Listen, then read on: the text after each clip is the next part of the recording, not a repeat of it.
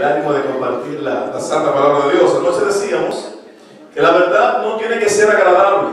La única condición de la verdad, ¿cuál es? Ser verdad. Ser verdad. Anoche vimos una verdad y la noche de hoy compartiremos una nueva verdad de las Escrituras. Evangelio según San Mateo, capítulo número 24. Mateo, capítulo 24. Y leamos los versículos del 37 en adelante, donde se hallaba la lectura bíblica de hace un rato. Mateo 24, versículos 37 en adelante, dice la Biblia: como fue en los días de Noé, así será la venida del Hijo del Hombre. En los días anteriores al diluvio, la gente comía. ¿Qué hacían antes del diluvio? Allá no se come ahora. En los días anteriores al diluvio, la gente, ¿qué cosa? Comía, bebía, se casaban y se daban en casamiento hasta el día que Noé entró en el arca, y no conocieron hasta que vino el diluvio y se llevó a todos. Así también será la venida del Hijo del Hombre. En Mateo capítulo 24, y básicamente estos pasajes que acabamos de leer, Cristo compara la condición de los antediluvianos con la condición que iba a prevalecer en los días anteriores a la segunda venida. De manera que la manifestación de juicio que se dio en los tiempos anteriores al diluvio o con el diluvio, habrá una manifestación de ira también en ocasión de la segunda venida de Cristo, que pondrá fin a todo lo que se conoce o que conocemos hasta el día de hoy. Por otro lado, habla de la conducta de los antediluvianos. Hay una declaración que el maestro da sobre el comer, el beber y el casarse, propios de los días de Noé. Si se está colocando el comer, el beber y el casarse como una práctica recurrente en tiempos de Noé, no debe ser entendido como el comer, el beber y el casarse que recurrentemente hacemos. No debe estarse refiriendo al comer habitual, al beber habitual y al casarse habitual. Si se está colocando como una señal del fin del tiempo, el comer, el beber y el casarse debía estar en contraposición con algún principio de la palabra de Dios. Me explico. ¿Hay algún problema en comer? No. No. Ahora, el asunto es que hoy día la gente come muchas cosas que no es comida. ¿Usted conoce de gente que come ratones? Sí, en la China continental hay un restaurante, lo vi hace un tiempito en Discovery Channel. Usted se sienta, ¿verdad? Y usted le da ¿cómo se llama esto? Una jaula inmensa con los ratones engordados. Y usted le dice, máteme ese y cocíneme. Y se come el ratón. Así que se lo come. ¿Es comida el ratón? No, pero la gente se lo come. ¿Usted conoce a las personas que comen gatos? Sí. Claro, pero el gato es comida. No. ¿Conoce a las personas que comen culebras, serpientes? Sí. Pero es comida. No. ¿Conoce a las personas que comen cerdo? ¿Es comida? No, tampoco es comida. El asunto es que mucha gente come cosas que no es comida. Así que si la Biblia está diciendo que comía como una condición deplorable en tiempos de Noé, debe ser entendido no como el comer correcto, sino como alguna práctica inadecuada relacionada con el comer. Por otro lado, ¿hay algún problema con el beber? No. Depende de lo que usted vea, ¿verdad? Pero el ser humano toma la madera, toma la fruta y la convierte en alcohol. Así que el problema no es lo que el beber, sino qué cosa usted consume, qué cosa usted bebe. Y lo tercero es el casarse. ¿Hay algún problema con casarse? No. ¿Dónde está casado? Yo. Y felizmente casado. Amén. Si se está colocando el casarse como una condición del tiempo de Noé, debe ser entendido entonces como alguna variación que hay del casarse. Hoy día, el hombre se cansó de estar con la mujer. ¿Y con quién quiere estar ahora? Con el hombre. Y la mujer ya no quiere el hombre, sino que quiere una mujer igual que ella. Así que el comer, el beber y el casarse, si se están tomando como prácticas en tiempos de Noé que apuntan a la condición de la segunda venida de Cristo, debe verse como prácticas inadecuadas. Si se está señalando a Noé, entonces tenemos que ir al primer libro de la Biblia para ver la condición que prevalecía en tiempos de Noé. Comer, beber y casarse, entonces tendrá que ver con alguna cosa inadecuada, con alguna práctica inadecuada que se estuviera practicando en tiempos de Noé. Libro del Génesis capítulo 1 y el versículo número 31, dice allí la palabra de Dios. Entonces Dios contempló todo lo que había hecho y vio que era como. No solamente era bueno, dice la Biblia, sino que era en gran manera bueno. Nosotros de este lado del mundo, aquí en Occidente, tenemos una forma particular de crear el superlativo de los adjetivos. Por ejemplo, el superlativo de bueno, ¿cuál sería? El superlativo de malo.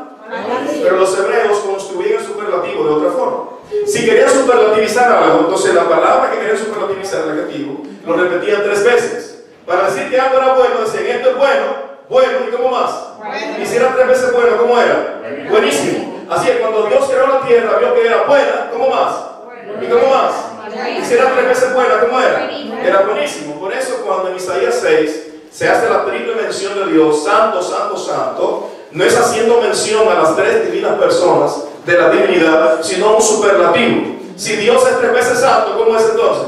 Entonces santísimo. Así que Dios vio todo lo que había hecho y vio que era bueno, bueno y bueno, era entonces buenísimo. Eso que era buenísimo incluía al hombre, incluía la naturaleza en sentido general, incluía las aguas, incluía todo. Si usted revisa todo el capítulo 1 del libro del Génesis, Dios emplea su voz para crear la materia en todos sus estados, líquido, gaseoso, sólido y plasma, solo con la mención de su voz. Pero cuando decide crear al hombre, no emplea el ejercicio de su voz, que es energía y convierte la nada en materia, sino que emplea las manos. Este ser de un poco más de 14 pies de altura, tirado en el suelo de tierra, de fango, inmóvil hasta que Dios insufló en él el aliento de vida. Cuando el hombre se incorporó, el hombre también fue bueno, bueno, ¿y qué más? Y si era 3 veces bueno, ¿cómo era? El hombre era buenísimo. Pregunto yo, ¿lo que Dios creó buenísimo en el principio, sigue siendo buenísimo hoy? No. Sí. Se han Todo. puesto malísimo. Todo sigue siendo buenísimo. Buenísimo. Cuando usted ve los seres humanos hoy, siguen siendo buenísimos. O sea, lo cambió. Algo cambió. Pecado. Libro del Génesis, capítulo 6, veamos algo. Capítulo 6 del Génesis, versículos del 5 en adelante, dice la Biblia. El Señor vio que la maldad del hombre era mucha. ¿Cómo era la maldad? Pero al principio, ¿cómo era? Bueno, ¿y cómo más? Ahora Él dice que es mala la actitud del hombre y que todo designio del pensamiento del corazón de ellos era constantemente hacer mal.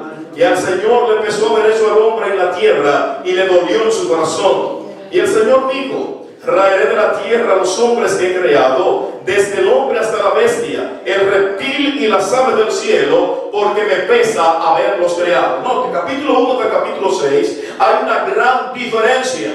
Capítulo 1 hay una celebración de la creación y en el capítulo 6 hay una maldición hacia la creación. En el capítulo 1 hay un orgullo de haber formado y en el capítulo 6 hay una pesadumbre por haber creado. En el capítulo 1 hay alegría por crear al hombre y en el capítulo 6 hay tristeza. En el capítulo 1 se celebra la creación, en el capítulo 6 se sentencia a la destrucción. ¿Qué pasó entre esos capítulos que motivó ahora en el capítulo 6 a Dios a tomar una decisión tan radical? ¿Qué era lo malo que hacía el hombre que motivó a Dios a borrar a la especie humana de sobre la faz de la tierra? Hace unos años, yo recuerdo que salía de un culto de miércoles de una de mis iglesias de Santo Domingo, y cuando iba cerrando el portón, el metal que sonaba bastante cuando raspaba contra el cemento, despertó a un señor que estaba tirado en la acera, casi inconsciente. Se despertó por el ruido, estaba en una parte oscura. Y entonces él me habló: ¿usted es el pastor? Y yo miré rápidamente, asustado, ¿usted sabe? Sí, soy el pastor. Y me dice: ¿usted puede ser tan amable de llevarme a mi casa? Le estoy hablando de una persona tirado casi inconsciente en la calle, que se levanta porque escucha el ruido del metal y me está pidiendo que lo lleve a su casa. Un desconocido. En ese tiempo yo no tenía vehículos, así que tenía que llevarlo a pie. En ese momento pasó por mi mente irme corriendo y dejarlo abandonado ahí, porque no lo conocía. Con sinceridad le digo eso. Pero más que por ser pastor, por ser hermano, lo levanté del lugar donde estaba y coloqué su brazo por encima de mi hombro. Y entonces le dije: guíeme. Y él me dijo: pastor, por aquí, por acá, por aquí, por acá, por acá. Llegamos a un lugar donde presuntamente él vivía, así que toqué la puerta. Y salió una señora. Y cuando me mira, yo intento preguntarle: ¿vive este señor? Me cortó inmediatamente. ¿Quién es usted? ¿Quién le dio el permiso a usted para traer a esa persona aquí a mi casa? Y entonces, pero vive, y me agarró por el brazo y me introdujo a la habitación principal. Escúchame bien, hermano. Y había una señora tendida en la cama, tan flaca. No sé si usted ha respirado alguna vez el olor de la muerte. Pues en esa habitación se percibía el olor de la muerte. Una señora enferma ya en su estado terminal, con la piel que cubría sus huesos, se podían contar todas sus costillas, la piel amarilla y los ojos profundos hasta el fondo, y con dificultad para poder respirar. En ese momento de la muchacha, me dejó hablar algunos minutos. Y entonces mirándome me dijo, pastor, él es el responsable de que mi madre esté así. Era su hermano. El muchacho que había llevado a su casa era su hermano, pero ella no lo quería ver en su casa. La mujer se estaba muriendo, él se robaba de esa casa el televisor, la plancha, el abanico, cualquier cosa que hubiera para drogarse. Así que me dijo, pastor, ¿por qué lo trajiste a esta casa, pastor? ¿Por qué lo trajiste si estábamos tranquilos? Y se armó un lío ahí en la casa esa noche, y yo salí, hermano, como Dios me ayudó. Unos días después lo encontré de nuevo tirado en la calle, y me pidió lo mismo, que lo llevara a su casa. ¿Le iba a llevar a su casa de nuevo? No, claro que no, hermanos. No iba a protagonizar de nuevo una epopeya de esa naturaleza. Así que unos hermanos de iglesia le pagaron un lugar y amaneció esa noche. Lo cierto es que después de esos 2 días yo me lo encontraba en todas partes. No había un lugar donde yo me moviera que no estuviera ahí, siempre con alguna solicitud. Hasta un día que me dijo, pastor, yo necesito que usted me ayude. Yo quiero ingresar a Hogares CREA. Uno conoce a Hogares CREA en Dominicana. Es una institución que toma a los adictos a las drogas, le da un proceso de curación, de desintoxicación, y los introduce de nuevo a la vida productiva. Pero él necesitaba una persona que firmara por él, una persona que se hiciera responsable de él. Y me dijo, pastor, yo necesito que usted firme haciéndose responsable de mí. Hermano, ya yo donde quiera que me encontraba a él. Así que una firma, vamos a firmar entonces. Así que fui con él. El director del centro me dijo, pastor, lo voy a aceptar porque usted es pastor de la iglesia de Antito. En 3 ocasiones él estaba acá y siempre se escapa. Así que si usted se hace responsable, no hay ningún problema. Y yo firmé y lo dejé ahí. 2 semanas después, me estaba llamando el director del centro. Pastor, voy a buscar a un muchacho que se está muriendo. Está vomitando la sangre. Unido a que era adicto a las drogas, tenía una deficiencia cardíaca severa y se estaba muriendo. Hogares CREA en un hospital. Había que llevarlo a un centro de recuperación para que le hicieran algo.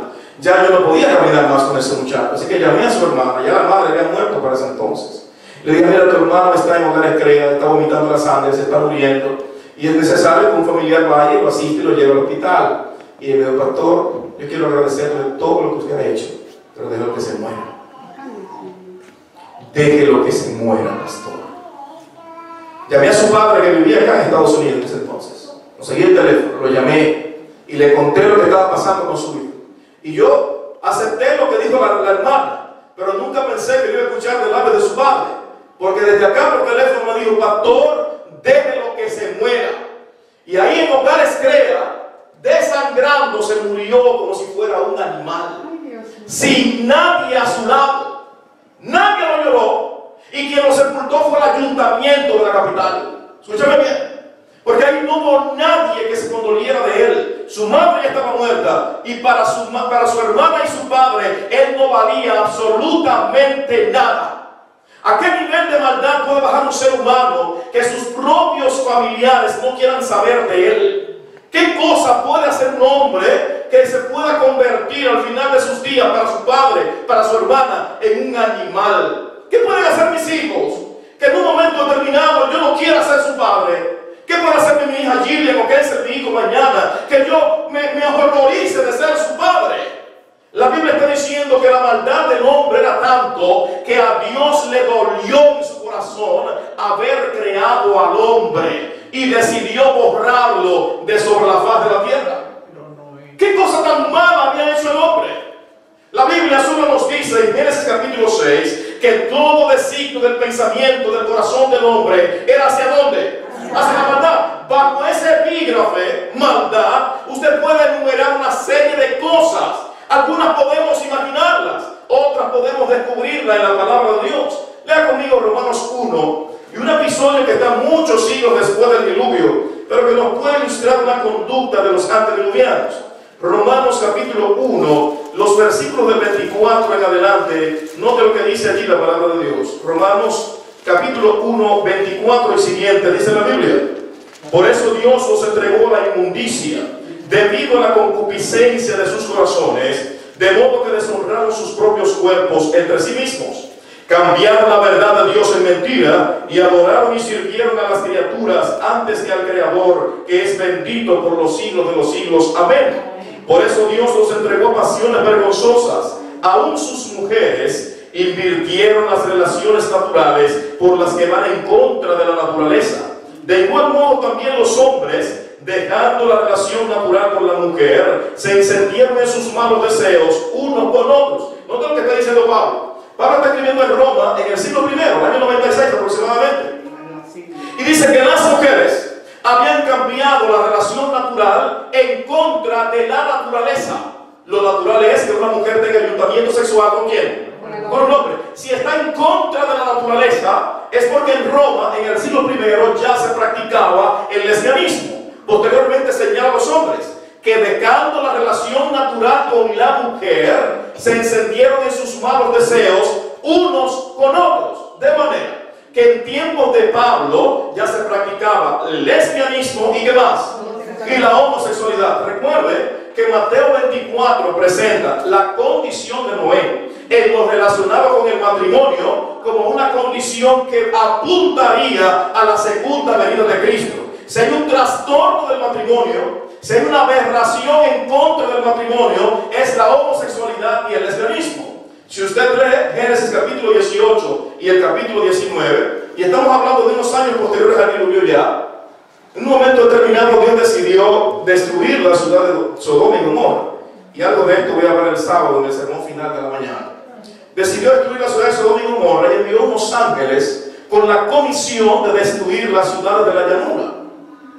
Lot, que era sobrino de Abraham, que vivía en las tierras llanas, en Gomorra, vio a estos muchachos que estaban en la plaza pública, sentados, compartiendo, qué sé yo. Pero este señor que tenía tanta amabilidad, este gesto de buena voluntad, los invita a su casa para que pasen la noche allá, casi les obliga a ir a la casa. Usted ha leído el relato, capítulo 19 dice que a medianoche los hombres de la ciudad, los jóvenes y adolescentes, fueron a la casa de Lot y le dijeron: Lot, saca a los muchachos que los queremos conocer. ¿Qué querían? ¿Su Twitter? ¿Su correo electrónico? ¿Su cédula de identidad electoral? No. La palabra conocer en Génesis 4.1, recuerden, y Adán conoció a su esposa Eva, la cual concibió y dio a luz a quién, dice la Biblia, a Caín. De manera que la palabra conocer, de la voz hebrea iade, es un eufemismo que se emplea en el Antiguo Testamento para hacer alusión al contacto sexual íntimo. Así que los habitantes de Sodoma le dicen a Lot: saca a los muchachos que queremos tener relaciones con ellos.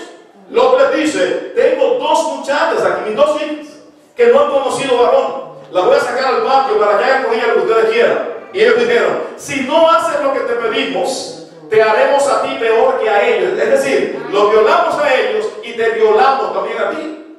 De manera que la homosexualidad ya se practicaba en las ciudades de la llanura. Se practicaba en el siglo I en Roma. Entonces yo infiero que en los días anteriores al diluvio también se practicaba la homosexualidad y el lesbianismo. Y recuerde que la sentencia era tal cual fue en los días de Noé, así será en los días cuando venga el Hijo del Hombre. ¿Se practica eso hoy?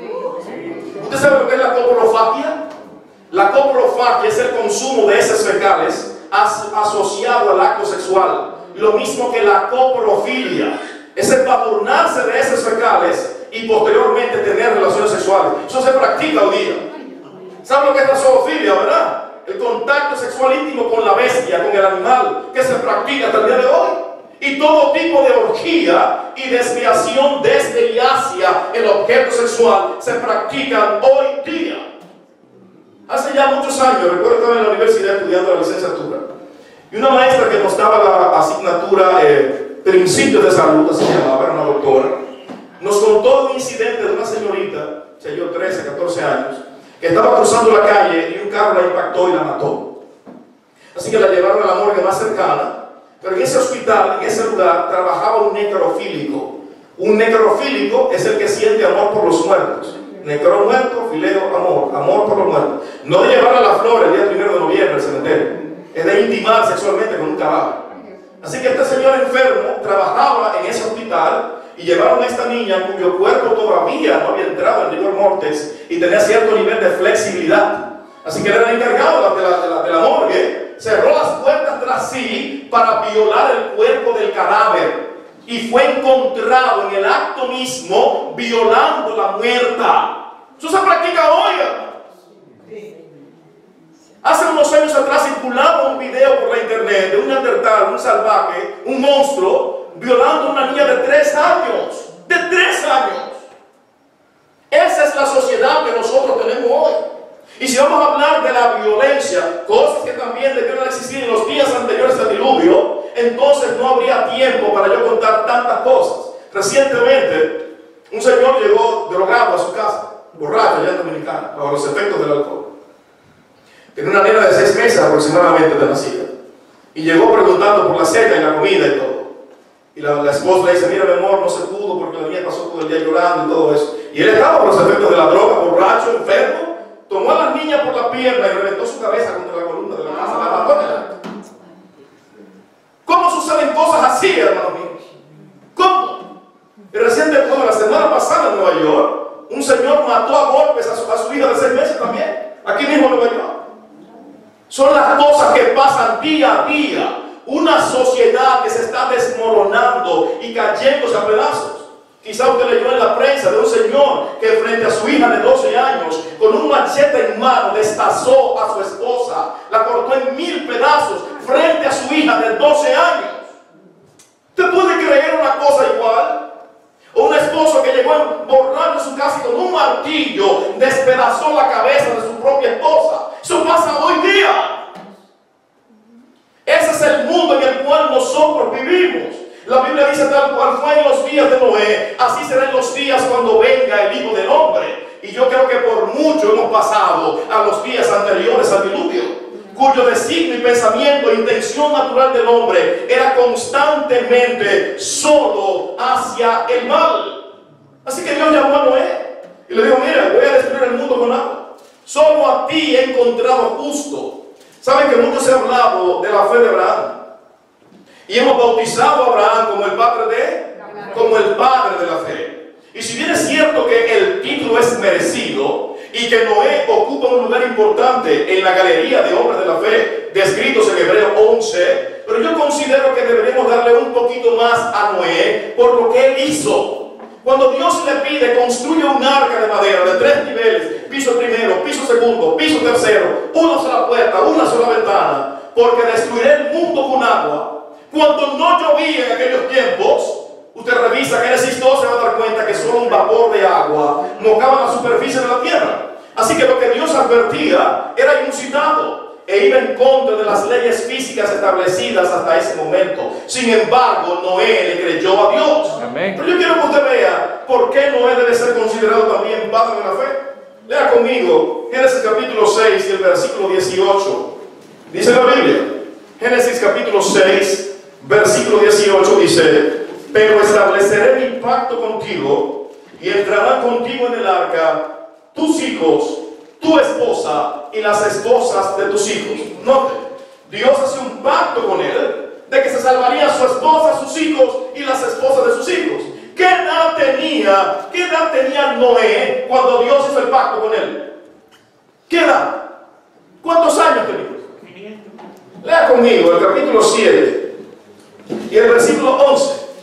7:11 del Génesis. Dice la Biblia, en el año 600 de la vida de Noé, el 17 del segundo mes, ese día fueron rotas las fuentes del gran abismo. Pregunto, ¿cuántos años tenía Noé cuando cayó el diluvio? 600 años, dice la Biblia. ¿Perfecto? Ahora note lo que dice Génesis 6:3. Génesis 6:3 dice, y dijo el Señor, mi espíritu no contenderá con el hombre para siempre, porque ciertamente él es carne, así sus días serán 120 años. ¿Cuántos años duró Noé predicando acerca de la inminencia, de lo inexorable del diluvio? ¿Cuántos años? 120 años. Si usted le resta 120 años, que fue el tiempo que Noé duró predicando, a los 600 que él tenía cuando cayó el diluvio, ¿cuántos años quedan? 480. De manera que cuando Dios concertó el pacto de que se salvaría él, su esposa, sus hijos y las esposas de sus hijos, Noé tenía 480 años. Ahora, Si usted lee el capítulo 5, versículo 32, la Biblia dice: cuando Noé tenía 500 años, fue padre de Sem, Cam y Jafet. El texto hebreo enseña que Noé tuvo sus hijos a los 500 años. Escucha bien. Si Dios le prometió que se salvarían sus hijos y las esposas de sus hijos cuando él tenía 480 años y sus hijos los tuvo a los 500, pregunto, cuando Dios hizo el pacto con Abraham, con Noé, ¿cuántos hijos tenía? Ninguno. Noé no tenía hijos. Pero Noé comenzó a construir un arca para salvar a los hijos que todavía no tenía. Le pregunto yo, ¿cómo se llama eso? Porque si él creyó que Dios iba a destruir el mundo con agua, él también creyó que Dios le iba a dar a sus hijos. Así que cuando Dios le dijo: se salvarán tus hijos, Noé pensó: pero ¿cuáles hijos? Pero Dios le prometió prole, descendencia ese mismo día. Si usted hace un análisis de Génesis capítulo 5, la edad promedio para tener los hijos era aproximadamente 100 años. El que más joven lo tuvo fue Enoc a los 65 años. Y el que más tarde lo tuvo fue Matusalén a los 187 años. Pero la regla era cerca de los 100 años. Pero los grandes hombres del pasado, los grandes hombres de fe, tuvieron problemas con la fertilidad. ¿No le pasó así también a Abraham? Recuerda que fue hasta entrado a los 100 años cuando tuvo a su hijo Isaac. Lo mismo pasa con Noé, tardío, a los 500 años. Pero él creyó que Dios le iba a dar a sus hijos y comenzó a construir un arca para salvar a los hijos que todavía no tenía. Pasaron 120 años clavando madera, serruchando tabla. En el tiempo nacieron sus hijos que también le ayudaron a la construcción del arca. Un hombre de fe, un hombre de confianza, un hombre de entrega, que entendía que el mundo iba a finalizar y le creyó a Dios. ¿Saben? Pasaron 10 años y no llovía. 20 años, 30 años, 40 años, 100 años y no llovía. Y la gente se burlaba del viejo loco que en tierra firme, que en la montaña estaba construyendo un arca disque para salvarse de las aguas del diluvio. Y se burlaban de él. ¿No se burlan de nosotros igual? Sí. No nos dicen: pastor, desde que mi abuela era joven se dice que Cristo viene. Se murió mi abuela, sus hijas ya tienen nietos también, y Jesucristo todavía no viene. Así que no viene. Es un invento, es un libelo, es una falsedad. Jesucristo no viene. Así le decían a Noé: es un absurdo. Dios nunca va a destruir el mundo con agua. Nunca ha llovido. Pero Noé le creyó a Dios.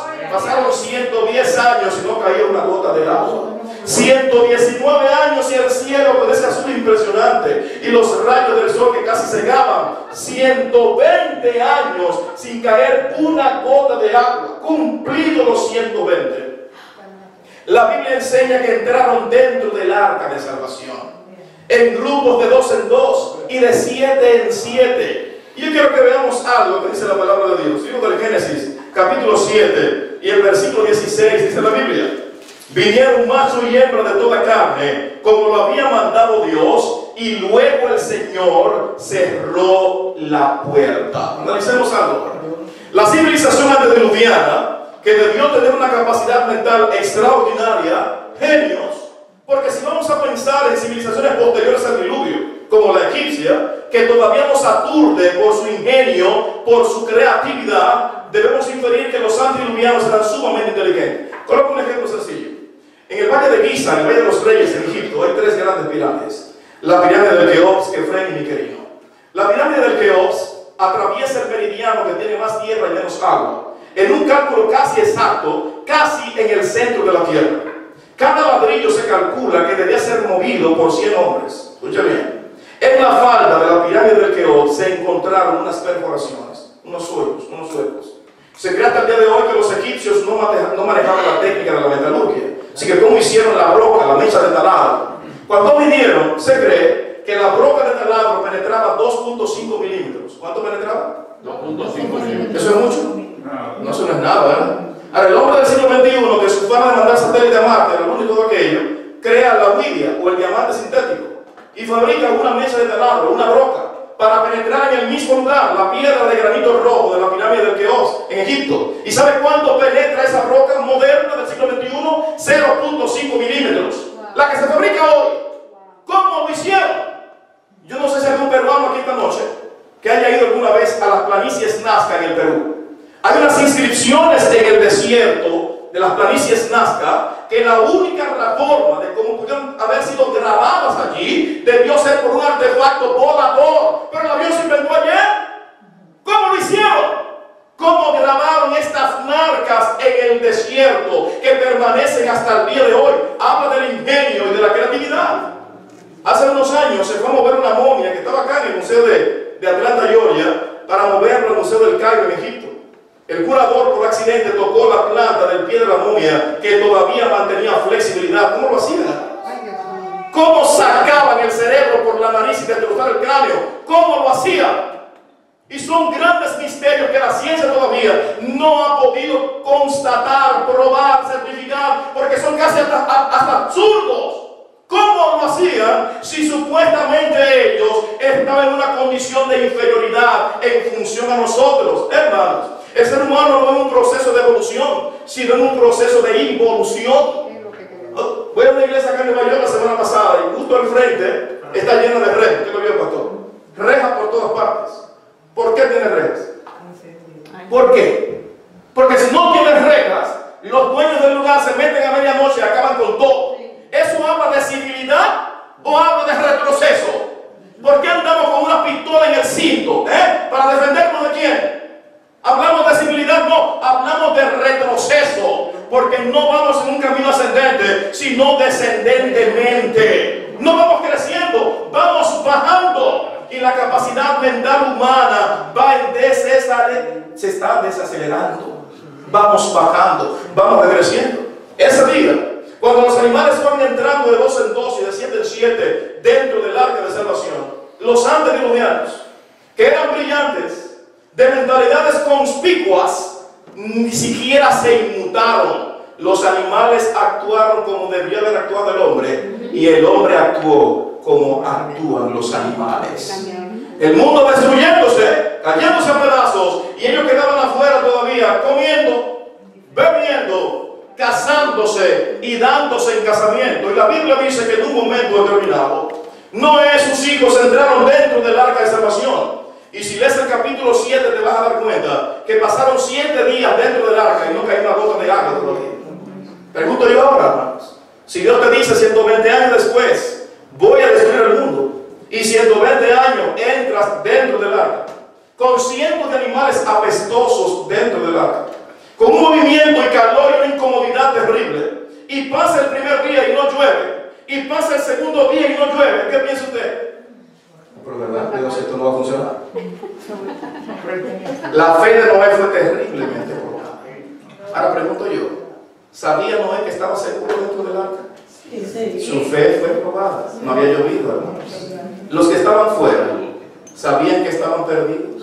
No. Seguían comiendo, bebiendo, brincando, saltando, y dándose casamiento, haciendo de todo, en la francachera y el libertinaje de cada día. Ahora ese día amaneció como cualquier otro día. El 7º día después que estaban Noé y su familia dentro del arca, ese día amaneció como cualquier otro día. El sol en el clímax, el calor, todo igual, pero en un momento determinado comenzó a nublarse. Rayos y centellas comenzaron a ocultar el firmamento y la gente salía para ver el portento, porque nunca antes habían visto algo igual. Entonces pensaron, el viejo loco tendría razón.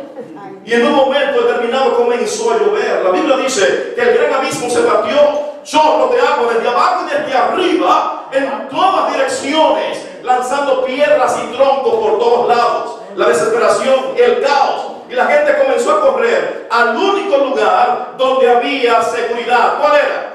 ¿Pero qué pasó? Cuando llegaron, la puerta estaba cerrada y comenzaron a tocar. Noé, ábreme la puerta. Noé, ábreme la puerta. Pero Dios había cerrado la puerta. Cuando Dios abre la puerta, puedes gritar, puedes brincar lo que quieras. Si estás del otro lado de la puerta, entonces se perdió. No se abre jamás. La puerta estuvo abierta 120 años.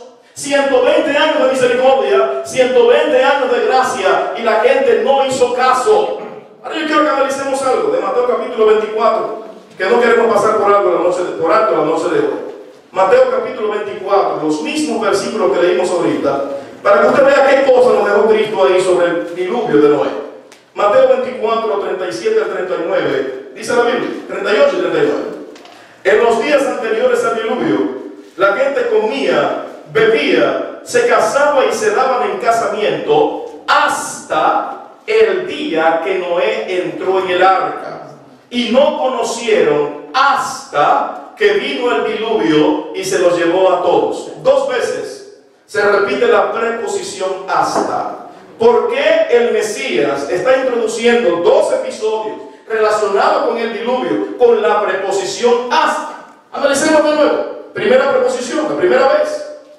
Se casaban y se daban en casamiento hasta el día que Noé entró en el arca. El primer hasta, ¿a qué acontecimiento nos lleva? ¿A qué acontecimiento nos lleva el primer hasta?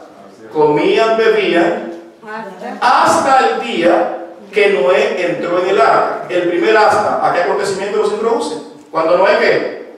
Cuando Noé entró en el arca. Perfecto. Segundo hasta, versículo 39. Y no conocieron hasta que vino el diluvio y se los llevó a todos. El segundo hasta, ¿qué acontecimiento introduce? La destrucción del mundo por el diluvio. Ahora pregunto yo, entre el primero y el segundo hasta, ¿cuántos días pasaron? 7 días. Pasaron 7 días. Ahora pregunto yo, hermanos míos, esa gente que estaba fuera del arca, en la francachela y el libertinaje, ¿estaban salvados o estaban perdidos? Ahora la pregunta mía, ¿cuándo se perdieron? ¿Cuando se cerró la puerta o cuando comenzó a llover? Se perdieron cuando se cerró la puerta. Pero note usted, entre el cierre de la puerta y el diluvio, ¿cuántos días pasaron? De manera que pasaron 7 días perdidos y seguían como si nada estuviera pasando. Estaban perdidos y no lo sabían. Si Cristo está diciendo que lo mismo que pasó en el diluvio pasará en relación con la segunda venida, ¿sabe qué significa eso, hermano? Que el tiempo de gracia se va a terminar y usted no se dará cuenta. Usted no se dará cuenta. Y se dará cuenta que se perdió cuando Jesucristo venga y usted no se ha llevado al reino de los cielos. Esa puerta que durante tanto tiempo ha estado abierta se va a cerrar un día. Usted puede creer o no esto, hermano. Usted puede sentirse cómodo o no con esto. Una cosa le digo, esto es verdad. Usted no quiere creer su problema. Para que Jesucristo viene, ¿esté listo usted o no? ¿Esté conforme o no? ¿Esté sano o no? Jesucristo viene. Y ese día tendrá que enfrentarse con la verdad. Porque una cosa es llamar al diablo y otra cosa es verlo venir. ¿Ya? Ese día, cuando intentes entrar y no puedas, ese día cuando estés llamando y nadie te escuche, entonces sabrás que lo que dijo Dios en su palabra fue la verdad. Pregunto ahora, ¿fue duro Dios porque destruyó el mundo con agua? ¿Cuánto tiempo estuvo la puerta abierta? 120 años. Solo 8 personas se salvaron. La puerta todavía está abierta hoy. Y el vehículo de salvación que te salva no es de madera, no es de concreto, no es de metal. Jesucristo dijo, porque de tal manera amó Dios al mundo, que dio a su único Hijo, para que todo aquel que en él cree no se pierda, mas tenga vida eterna. El vehículo que te salva hoy tiene nombre. El vehículo que te salva es Jesucristo. El boleto fue pagado hace tiempo por su sangre. ¿Quieres recibirlo esta noche? ¿Quieres tomar el boleto esta noche y abordar el vehículo de salvación? Los que quieren entrar en la zona de seguridad, yo quiero verlo de ti. Los que quieren abordar el vehículo de salvación, yo quiero que pasen aquí delante. Yo quiero hablar contigo esta noche. Si quieres entrar en el vehículo de salvación, la puerta se va a cerrar, mi hermano querido, y usted ni cuenta se va a dar. La misericordia y la gracia terminará y usted se dará cuenta que ya no hay chance cuando vea a Jesucristo venir. Las puertas de la misericordia están abiertas hoy. Lo digo para mis hermanos queridos, lo digo por algunos de los visitantes que nos acompañan hoy. Todavía hay tiempo, hermano. Entra en el arca de salvación hoy. No juegues con tu salvación. No juegues con el evangelio. No juegues con la verdad. Será muy penoso, muy penoso quedar descalificado al final. Yo recuerdo hace ya tiempo, en Dominicana nos escogieron para representar a la Unión Dominicana en una actividad en México. Todo estaba preparado. Recuerdo que ya tenía mi pasaporte visado, solo tenía que recogerlo en el consulado mexicano dominicano. Había comprado mi maleta nueva para ese día, una ropita nueva, todo chévere. Era la primera vez que alguien del barrio salía del país. Así que la noche anterior me hicieron una fiesta, hermano, que coincidía con mi cumpleaños y todo aquello. Y me despidieron porque me iba a México al día siguiente a representar a la Unión Dominicana, toda una fiesta. Ese día temprano en la mañana llegué al consulado consulado dominicano a retirar mi pasaporte y me encontré con otro muchacho que iba también en el mismo viaje. Y me dice, Pastor Uribe, ¿te llamaron anoche? Y yo le digo, no me llamaron anoche. ¿Y qué pasa? Y vi que la mirada se le perdía. Y me dijo, ¿no te llamaron anoche? No me llamaron anoche. Y se cancelaron tu boleto. Esto no va para México. Y yo tenía mi maleta. Y tenía el taxista ya pagado para ir al aeropuerto. Mi pasaporte visado. Pero ya no voy a México. Porque la actividad de la cual yo iba ya había finalizado. Ya no tenía razón de seguir. Me quedé sin ir ese día. ¿Cómo yo llamo ahora a mi gente de Cambita? Y le digo, no hay viaje a México. Si me despidieron la noche anterior, si hicieron una fiesta por mí la noche anterior. Yo me puedo reír, hoy me puedo reír. Pero ese día yo no me reía. Porque el avión se fue sin mí. El avión se fue sin mí ese día. Y eso fue tan duro, hermanos. Tiempo después logré ir. Porque en ese caso hay segundas oportunidades. Pero en este caso no. Si el avión se va y no está dentro, hermano, no se va a volver a buscarte. Si esa puerta se cerró y no está dentro, no se va a abrir jamás. La puerta está abierta hoy. Amén. El boleto fue pagado. Aborda en el acto de la salvación. No sé si hay un amigo presente esta noche acá que ha tenido la intención en el pasado de entregarle su vida a Jesucristo y por alguna situación ha postergado esa decisión. ¿Hay algún amigo así acá que ha postergado la decisión de salvación? La Biblia nos ha enseñado que el fin de la gracia llegará y nadie se dará cuenta. Nadie. Las formas de religión seguirán en vigencia. La gente seguirá casándose y dándose en casamiento. Los homosexuales seguirán en sus marchas del orgullo gay.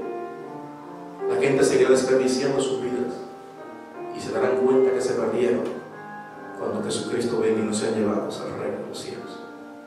Puedes vivir una vida cristiana mediocre si quieres, y aquel día la puerta se cerrará en tu propia cara. Puedes desperdiciar este momento de salvación, salir por esa puerta y burlarte, pero algún día tendrás que enfrentarte con la dura realidad. Querido Dios y Padre, a ti sea la gloria porque tú eres Dios. En tu misericordia y tu bondad has dejado pasar tantos años en los cuales la fe de algunos ha disminuido porque creen que tu venida está tan tarde, que se ha postergado, que se ha tardado. Sabemos que tú vienes, Señor. Amén. Vienes a buscar una iglesia que se parezca a ti. Amén. En algún momento la misericordia terminará y la puerta se cerrará para nunca más volverse a abrir. Pero sabemos que hay chance y misericordia todavía. Impresiona la vida de alguien esta noche.